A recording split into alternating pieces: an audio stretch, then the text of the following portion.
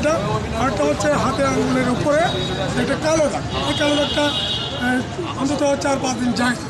হ্যাঁ, তো এখন অনেকেরই হাত চেক করে দেখলাম এবং এখানে মাত্র একজনকে দুজনে হাতের চাপ পাওয়া গেছে। বাকি যে 20-50 জন যারা ইন্টারভিউ দিয়েছে তাদের হাতে কোনো চাপ পাওয়া যায়নি এবং তারা মুখে বলছে তারা আসলে ভোট কেন্দ্রে যায়নি।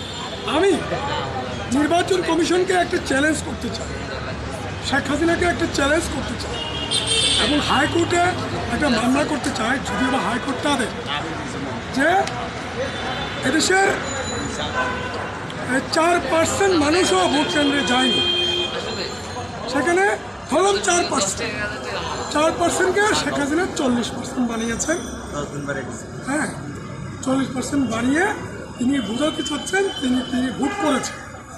এই যে মানুষ তার আঙ্গুল দেখিয়ে মুখে বলে প্রমাণ করছে তারা বেশিরভাগই ভোট কেন্দ্রে যায়নি।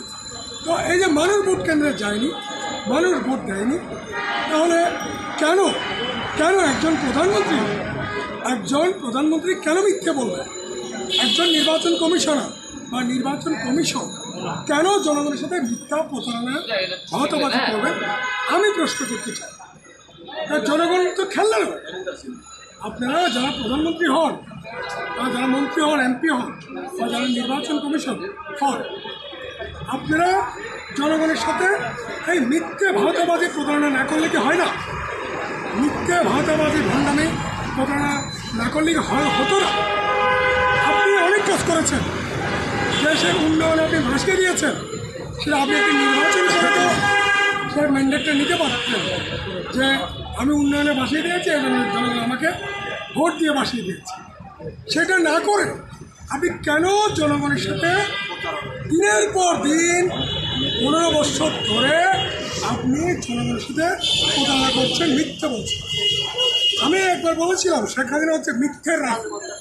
পৃথিবীতে মিথ্যের রানী যে মানুষটা, সে হচ্ছে বাংলাদেশের ভোটদাতা প্রধানমন্ত্রী শেখ হাসিনা।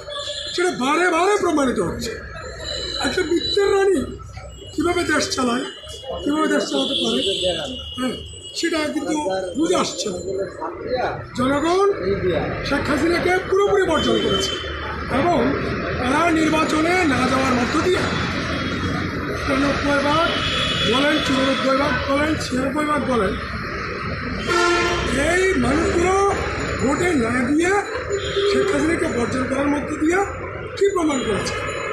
শেখ হাসিনা জনগণ প্রমাণ করেছেন, জনগণ মেসেজ দিয়েছে রাজনীতিবিদদের কাছে, জনগণ মেসেজ দিয়েছে বিরোধী দলগুলোর কাছে, হাসিনাকে নামাতে হবে এবং সেটা যে কোনো মূল্যে, সেটা যুদ্ধের বিনিময়ে হোক, গণতান্ত্রিক আন্দোলনের মধ্য দিয়ে হোক, যে কোনোভাবে শেখ হাসিনাকে নামাতে হবে।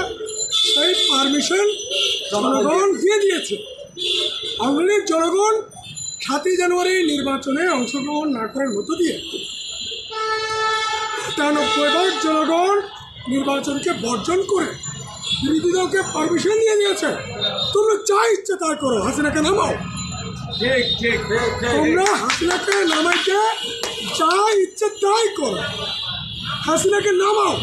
হাসিনা আমাদের পেটের ভাত কেড়ে নিয়েছে, হাসিনা আমাদের ব্যাংকের টাকা কেড়ে নিয়েছে, হাসিনা আমাদের সুখ কেড়ে নিয়েছে, হাসিনা আমাদের বাচ্চাদেরকে ভোট চুরি শিখিয়েছে, আমাদের শিক্ষকদেরকে ভোট চুরি শিখিয়েছে, আমাদের শিক্ষিতজনকে ভোট চুরি শিখিয়েছে।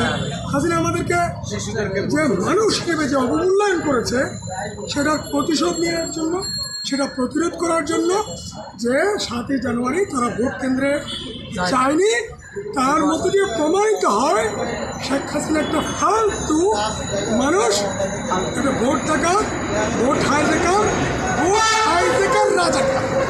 ভাই, এই যে অনেকে বলতেছে যে নির্বাচনে নাকি শিশুরা গেছে। শেখ হাসিনা ভোট ডাকাত, হাইজ্যাকার, শেখ হাসিনা ভোট ডাকাত, রাজাকার। সেটা জনগণ বলছে। তার নির্বাচনে না যাওয়ার মধ্য দিয়ে জনগণ যে ম্যান্ডেটটা দিয়েছে সেটার মধ্য দিয়ে। ভাই, এখন অনেকে বলতেছে এই নির্বাচন নাকি এই আপনার পশু নির্বাচন হয়েছে, শিশুদের নির্বাচন হয়েছে। এই প্রসঙ্গে আপনার কি মত? এতক্ষণ এটাই তো বললো, নির্বাচন সুস্থ হয়েছে কি সুস্থ হয় না, নির্বাচন হয়েছে কি হয় না, আপনি কি এটার প্রমাণ সেটা দিচ্ছেন? পাবলিক আপনি কি প্রমাণ মনে দিচ্ছে, করেন? এটা আমার বলার কিছু নেই।